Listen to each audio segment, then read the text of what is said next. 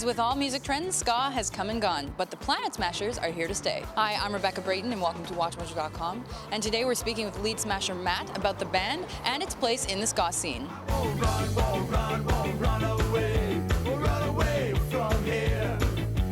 You weren't studying music or even business when you started Stomp. Can you just tell us a bit how the record label came to be? I was doing engineering, and a few other friends of mine were also in school, and we were like, let's make a band. It was kind of a joke. We were just having a good time, and then slowly after a while, it became more serious, and we recorded some music.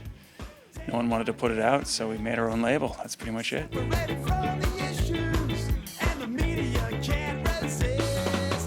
And how do you think that you and the record label and the band have evolved in that time? I don't think the Smashers ever evolved.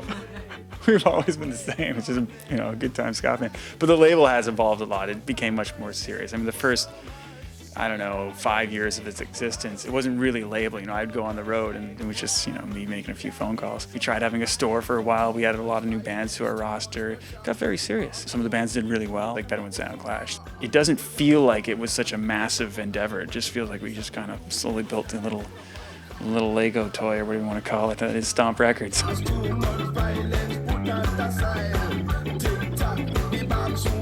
And maybe for those members of our audience who aren't really familiar with ska, can you just tell us about what ska is and maybe the third wave as well, which I think you guys are a part of? It came from Jamaica before reggae. It existed before reggae, but it's very similar form. It's a more up-tempo version of reggae, you could say. Basically, when Jamaica became independent, it was very, very joyful time, so they had a happy form of music came out, and then things started slowing down. Third wave is what they called everything that happened in North America after the British two-tone wave. So there was this Jamaican wave in the 60s, and there was in late 70s, you had two-tone from Britain, and then it sort of got reinvented in America and hyphenated into many different forms, blending things from swing to jazz to punk to funk.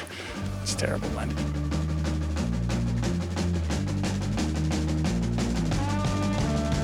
Do you credit any of your success to good timing? A little bit. I mean, in '95, we were sort of riding that third wave of ska. We did a fair bit, but we didn't get overexposed like a lot of the U.S. bands did. So there was like a anti-ska movement in the States from about 2000 to it's pretty much over now. No one really cares. In Canada, there wasn't a lot of bands playing ska at the time, let alone touring, let alone putting out CDs. So yeah, it was good timing. On and on and on again.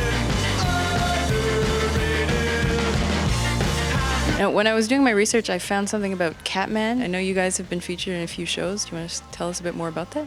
It's 3 series of animated Japanese shorts, essentially, of this cat that's pretty dark. He's a dark character. He gets into trouble all the time. He's always been chased by the bad cats or whatever. I don't know, but it's really, really well done. It's awesome. He used all of our music for every single episode. It's just our music in it, and they recently relaunched it in Japan.